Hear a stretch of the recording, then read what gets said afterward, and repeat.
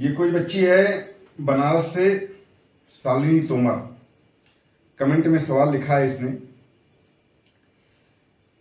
कि ठहराव को छोड़कर एक बस की गति 66 किलोमीटर प्रति घंटा है और ठहराव के साथ इसकी गति 55 किलोमीटर प्रति घंटा है, तो कुल कितने मिनट रुकती है। इस सवाल को देखो, हमने देखा और ये सवाल पूरी तरह से गलत है, ठीक ना। इसमें बिना अपने परेशान मत होना। कह रहा है ठहराव को छोड़कर बस की गति 66 किलोमीटर प्रति घंटा है और ठहराव के साथ बस की गति 55 किलोमीटर प्रति घंटा हो जाती है, ठीक है ना। अब कह रहा है कि कुल ठहराव कितना है, सवाल ही संभव नहीं हो जाए। ठीक, देखिए एक ये चाल है, सीधे चली जाती, यहां से चली और वहां तक सीधे चली गई, और चाल वही है लेकिन बीच में रुक जाती है। 2 मिनट, 10 मिनट, 15 मिनट, 20 मिनट, आधा घंटा, 1 घंटा में पता नहीं कितनी देर रुकती है, लेकिन रुकती है और फिर उसी चाल से आगे जाती है। अब समय बदल गया, दूरी वही है और समय बदल गया, तो चाल घट गई, ठीक है ना। ये औसत चाल है कि औसत चाल उसकी 55 किलोमीटर हो जाती है। कुल कितनी देर रुकी, ध्यान देने की बात है कि ना तो उसने दूरी बताई है कि दूरी कितनी है, और ना ये बताया है कि रुकती कितनी देर है। ये तो पूछ ही रहा है असल में, लेकिन हम एक बात बता दें आपको कि दूरी अगर बढ़ेगी तो उसकी औसत चाल भी बढ़ जाएगी, दूरी अगर घट जाएगी तो औसत चाल भी घट जाएगी। यानी दूरी अगर प्रभावित होगी तो औसत चाल में फर्क पड़ जाएगा, यदि ठहराव का समय स्थिर है तो, ठीक है ना। देखो इसको एक एग्जाम्पल से हल करो। मान लो कि बिना ठहराव के उसकी चाल 60 किलोमीटर प्रति घंटा है, ठीक है, और दूरी 660 किलोमीटर है, ठीक है। रास्ते में वो रुकती है 1 घंटा, रुकती है 1 घंटा, ये बस की बात हम कर रहे हैं, ठीक है ना। तब चाल कितनी हो जाएगी, जब 1 घंटा रुक जाएगी तो चाल कितनी हो जाएगी। अब ध्यान दो, जब चाल इतनी है, दूरी इतनी है, तो समय कितना लगेगा, दूरी बटे चाल करोगे ना, 11 आ जाएगा ना, 11 घंटा। समय कितना लगेगा, 11 घंटा लगेगा। अब अगर 1 घंटा रुक गई तो टोटल समय कितना हो गया, 12 घंटा हो गया। अब दूरी तो वही है, औसत चाल कितनी हो जाएगी, चाल बराबर दूरी बटा समय 12, ठीक है। 12 पंचे 60 और 12 पंचे 60, 12 किलोमीटर, 55 किलोमीटर प्रति घंटा। समझ रहे हो, वही आ गई। आप बात समझ रहे हो। हम एक एग्जाम्पल से तुम्हें समझा रहे हैं कि वो सवाल गलत है, उसमें उलझना नहीं, ठीक है। देखिए फिर एक बात समझ लो कि चाल मान लिया हमने 60 किलोमीटर है, दूरी 660 किलोमीटर है, तब समय कितना लगा, 11 घंटा। लेकिन यदि बस बीच में कहीं 1 घंटा रुक गई तो समय कितना लगा, 12 घंटा। अब दूरी में अगर इस समय का भाग देंगे तो उसकी एवरेज चाल आ जाएगी 55 किलोमीटर। अब देखिए इसी दूरी को बढ़ाकर देखते हैं, ठीक है। 55 किलोमीटर आया ना, देखिए दूरी को बढ़ा दिया, मान लीजिए दूरी 900 किलोमीटर हो गई, ठीक है ना। हमने कहा ना कि अगर दूरी घटे बढ़ेगी तो उसकी चाल में फर्क आ जाएगा। मान लीजिए दूरी 900 किलोमीटर है, चाल उसकी 60 किलोमीटर है, तब समय कितना लगेगा, दूरी बटे चाल, यानी 15 छक्का 90, तब कितना लगेगा, 15 घंटा लगेगा। अब 1 घंटा बीच में बस रुक जाती है, तब समय कितना हो गया, 16 घंटे हो गया ना। दूरी बटे समय, चाल निकालो, दूरी बटे समय, तब चाल कितनी आ जाएगी, 900 बटे 16, ठीक ना। अब इसको कितना करोगे बराबर, 16 पचाई 80, 16 छक्का 96 और 16 दूनी 32, 16 पंचे 16 दूनी 32, 16 दूनी 32, और ऐसे करके कुछ आएगा, ठीक है ना। आप ये समझ लो कि लगभग कट जाएगा पूरा पूरा। 16 × 5 = 10 बचा, 16 × 6 = 96, 4 बचा, 16 × 2 = 32, 8 बचा, 16 × 5 = 80, ठीक ना। इतना 56.25 किलोमीटर प्रति घंटा ये आपकी चाल आ गई, ठीक। अब पहले चाल कितनी थी? 55 आई थी। देखो दूरी बदली तो औसत चाल बदल गई ना, बदल गई। आप और कर सकते हो, अगर आपकी दूरी ये 900 की जगह और कुछ हो जाए, 1000 हो जाए, 1100 हो जाए, 1200 हो जाए, आप निकाल लो। इससे इसका समय कितना लग जाएगा? 20 घंटा लगेगा। अब 1 घंटा का रुक गई बस, तो ये चाल कितनी हो जाएगी? 21 घंटा हो जाएगी ना, हो जाएगी, सॉरी 21 घंटा टोटल टाइम हो जाएगा। अब 1200 में अगर 21 का भाग दोगे ये चला जाएगी, तो ये 56.25 से भी अलग आएगा कुछ। यानी कि हमने कहा कि जो जो दूरी घटे बढ़ेगी तो चाल में फर्क आ जाएगा। तो सवाल गलत है। अब इस सवाल को हमने अपनी किताब में देखा, ठीक है ना, लेकिन सेम इसी तरीके के सवाल मिला है।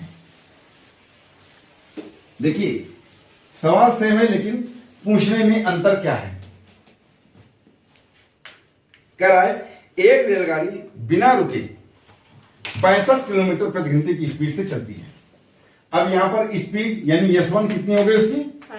65 किलोमीटर प्रति घंटा, ठीक है। और रुकने के बाद उसकी एवरेज स्पीड हो जाती है 52 किलोमीटर प्रति घंटा, ठीक। जब रुकती है तो उसकी स्पीड ये आ जाती है, बिना रुके उसकी स्पीड ये रहती है। सवाल पूछ रहा है इसमें रेलगाड़ी औसतन प्रति घंटा कितनी मिनट रुकती है। ध्यान दीजिए, औसत इसमें क्या पूछ रहा है? औसतन प्रति घंटा औसत समय पूछ रहा है, कितने मिनट रुकती है। ये सवाल सही है। प्रति घंटा औसतन कितने मिनट रुकती है, जबकि तुम्हारे सवाल में पूछ रहा है कि कुल कितनी देर रुकती है, जो कि बता पाना असंभव है। उस सवाल के हिसाब से जानकारी अधूरी है। अगर इसने तुम्हारे सवाल में पूछा होता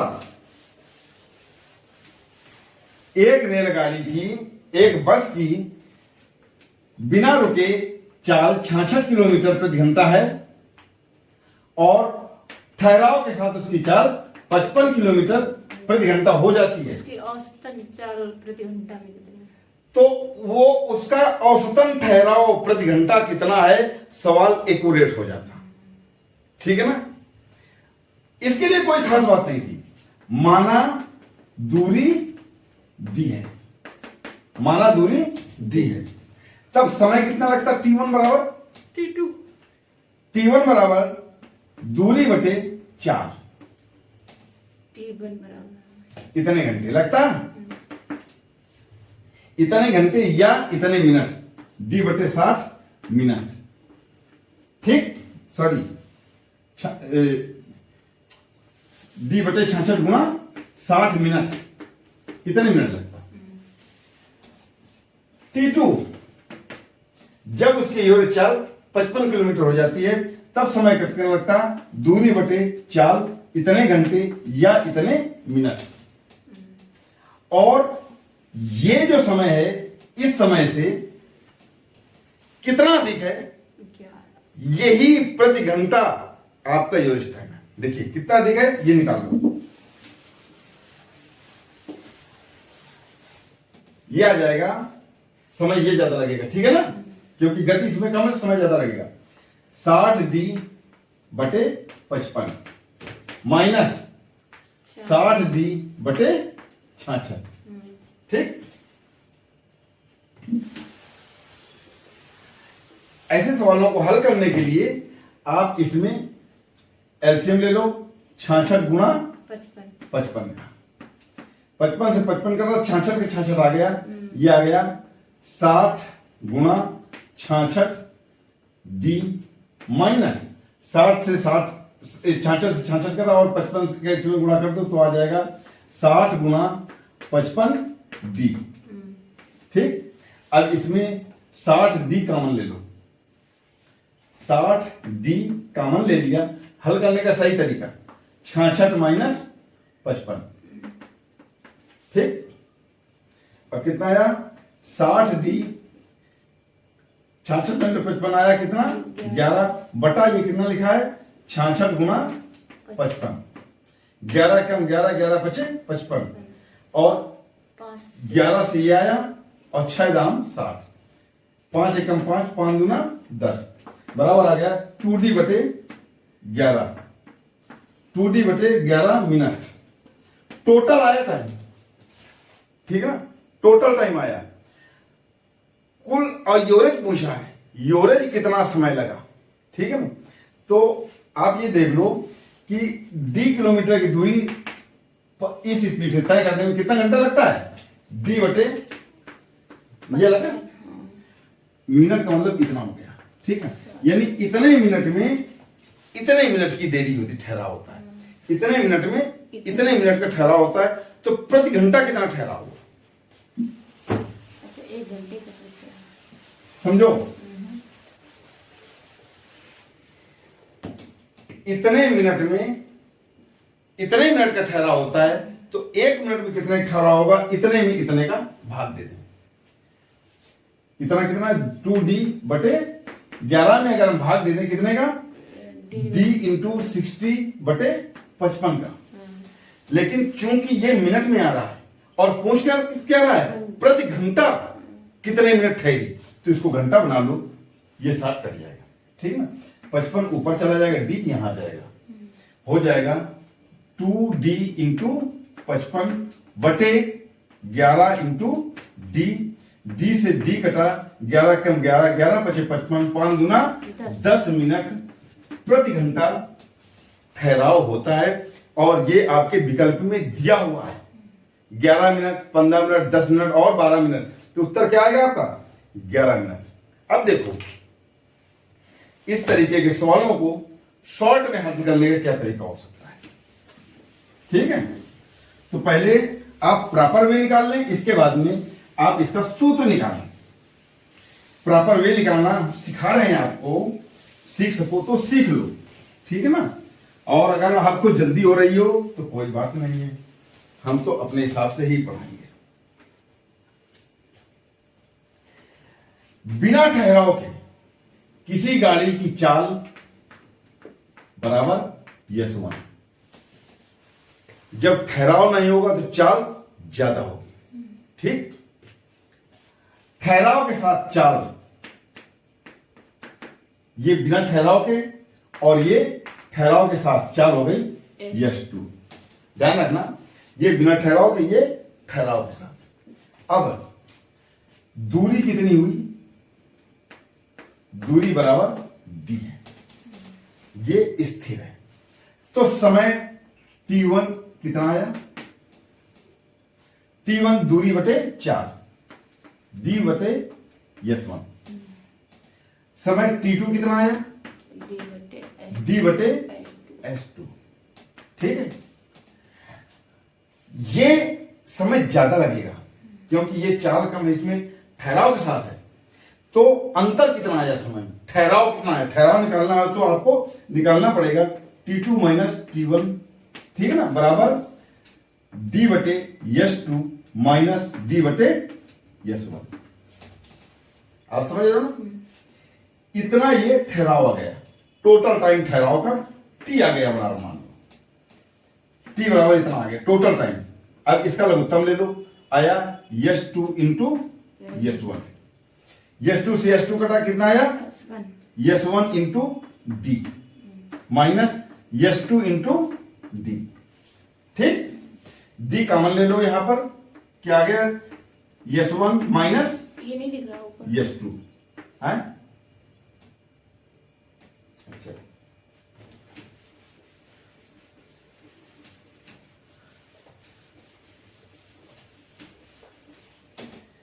T बराबर आ गया,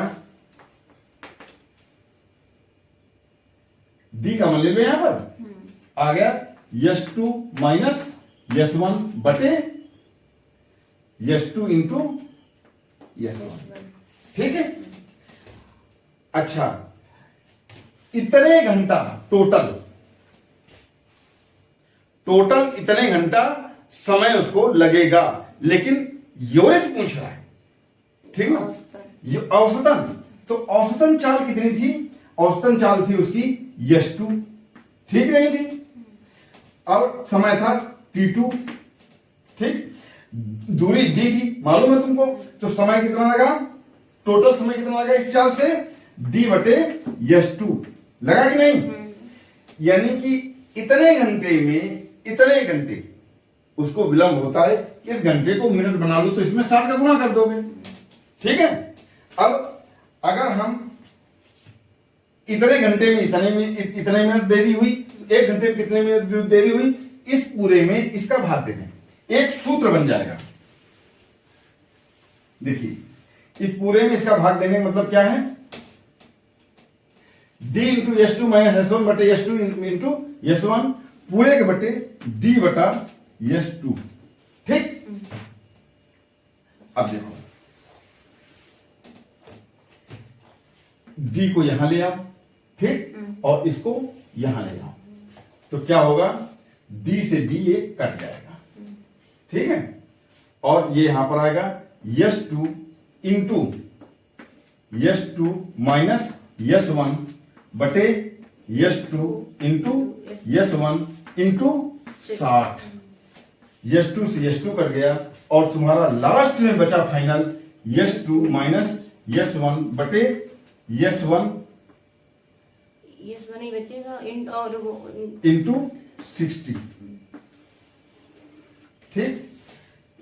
और सूत्र बना, जो इसको 60 में लगाओगे तो हम याद रखो, देखो ये हमने निकालना बता दिया कि सूत्र कैसे निकले। ऐसी अवस्था में जो औसत समय है, औसत ठहराव का समय, ठहराव का समय,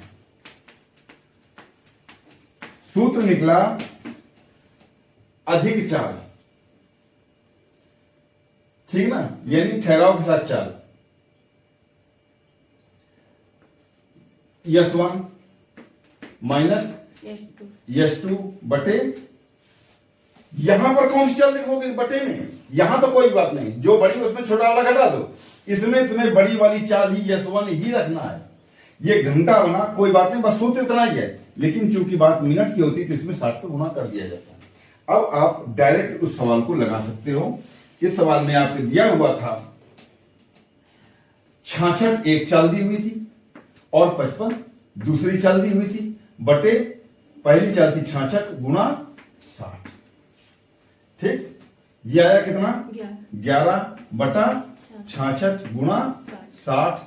11 से 66 काट दो, 6 आया, 6 से 7 करो और आ गया 10। ये तुम्हारा शॉर्ट में आया, ठीक है ना? देखो, थोड़ा सा लंबा तो हो जाता है, हम मानते हैं, लेकिन हमारा उद्देश्य YouTube के वीडियो चलाना नहीं, हमारा उद्देश्य सिर्फ तुम्हें समझाना है। ये समझ में आता है कि नहीं है? ठीक है ना? तो पहले ये चीज समझो कि वास्तव में इस सूत्र की उत्पत्ति हुई कैसे। कभी भी, इसीलिए तो कहते हैं गुरु बहुत जरूरी है। कभी भी अगर तुम्हें तमीज नहीं है इनको कि सूत्र कैसे है, तो रट भले लो बेटा, लेकिन समझ नहीं सकते हो। लेकिन यदि हमारे ख्याल से समझोगे, एक सवाल समझोगे तो 100 लगाओगे, और अगर रटोगे तो 100 रटोगे तभी 100 लगा पाओगे, एक सवाल कौन नहीं लगा।